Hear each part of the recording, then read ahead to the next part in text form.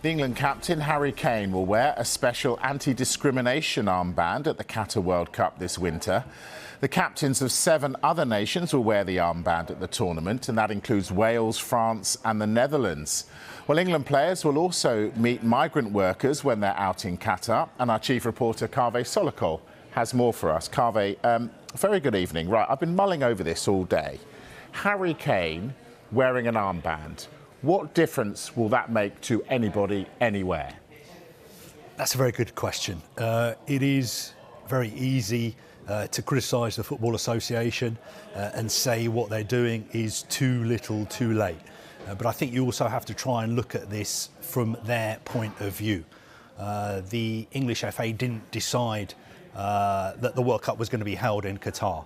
That was decided by the FIFA Executive Committee 12 years ago.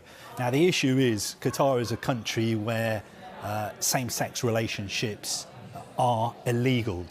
Homosexuality is criminalised. Do the English Football Association share those values? No, of course they don't.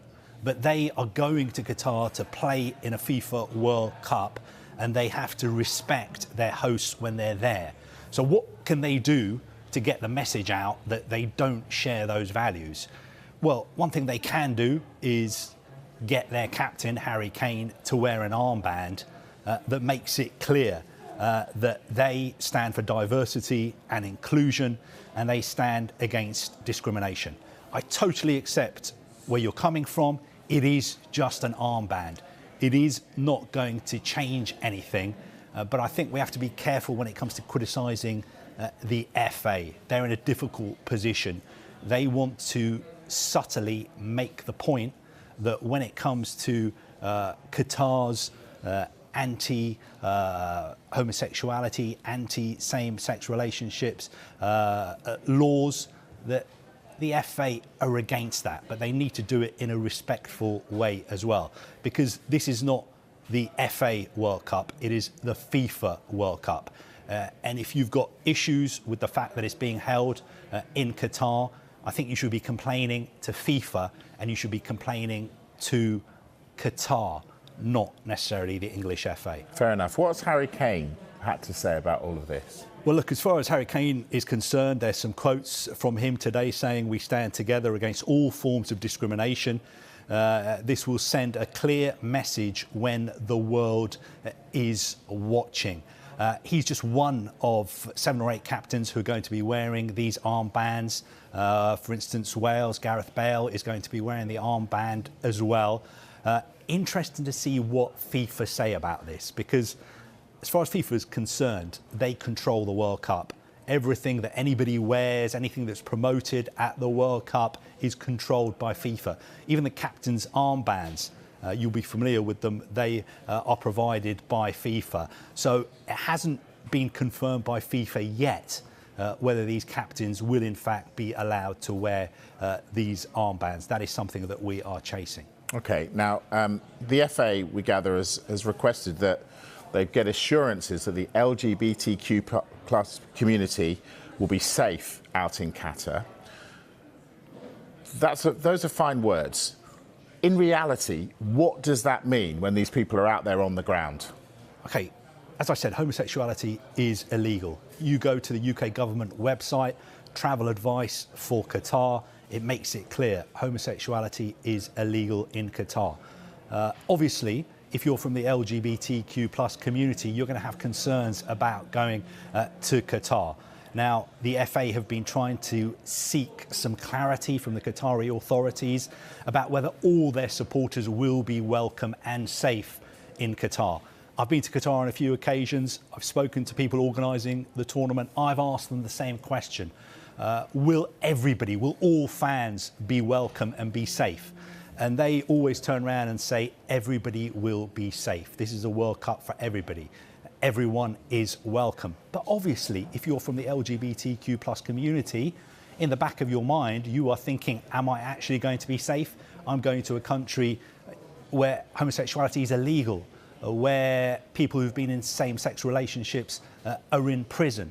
Do I really want to go to that country? Again, is that an issue for the Football Association, or is that a concern you should be taking up with Qatar and also taking up with FIFA, because it was FIFA's decision to have the World Cup in Qatar. So can these people get a hotel room together?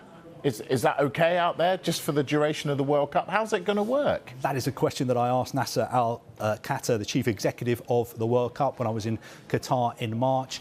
I said to him, if I was in a same-sex relationship with another man, and we both came to the World Cup, could we book one hotel room for us to share? He kind of laughed off my question, and he said, well, you've come here with your cameraman. Have you had any problems getting a hotel room, the two of you? I said, well, with all due respect, we got 2 rooms. We didn't get 1 room. And he kind of just looked at me as if to say, look, everything will be all right. Some Scandinavian journalists then followed that up by trying to book hotel rooms for 2 males. And at some of the official FIFA hotels, they were unable to do so. So there are still lots and lots of concerns, and that's why the FA said today that they will continue to request more details on the assurances received that all fans, including those from LGBTQ+ community, will be welcome. Look, it's not an ideal situation, but you need to raise these concerns, and we have with Qatar and with FIFA. OK, so the FA looking into that, also looking into the situation of migrant workers. What do they plan to do about that issue? Look, quickly, when we talk about migrant workers, in November, December, you're going to watch the World Cup. You're going to think, this is fantastic. Incredible stadiums. Maybe the best World Cup ever. But who built these stadiums? Who built all this infrastructure? It was built predominantly by migrant workers from India, Pakistan, Bangladesh, Nepal, who were getting paid probably, I think, about £1 an hour, £10 a day. These are people who'd taken out massive loans to travel to Qatar to seek jobs, to get money to support their families back home. And they worked in incredibly tough conditions. Now, this has been highlighted by Amnesty International, Human Rights Watch, lots of different human rights organisations.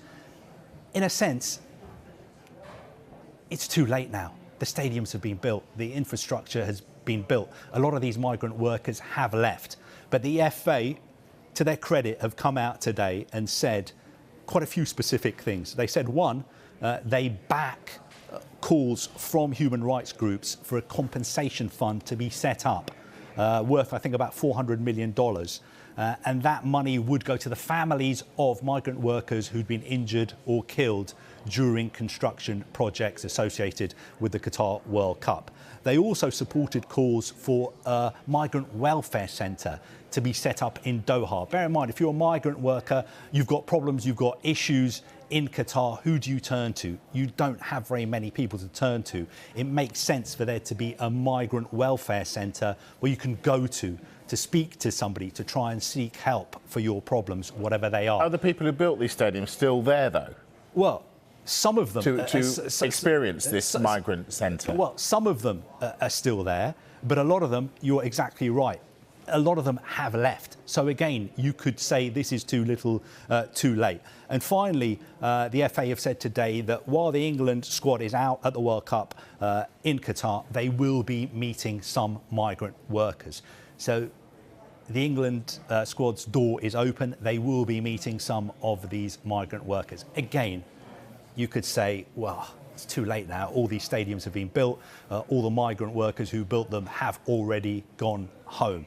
I can totally see where you're coming from, Mike. I can see from your face you are thinking this is a PR move, this is cynical, this is not genuine. I totally understand where you're coming from, but the other side of the story, I think the Football Association would say, look, we're trying to make the best of a bad situation.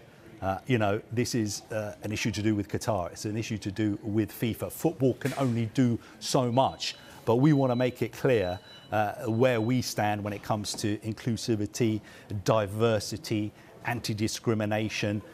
We already kind of know where the FA stand on that, but they want to reinforce that message, and they want to do the little they can do at this late stage for those migrant workers. But I suppose the proof is going to be how much are we talking about these issues when the World Cup is on? Because I was at the last World Cup in Russia, 2018. Beforehand, we were talking about Crimea. We were talking about all the controversial issues, human rights abuses in Russia. But once the football started, all everybody talked about was just the football.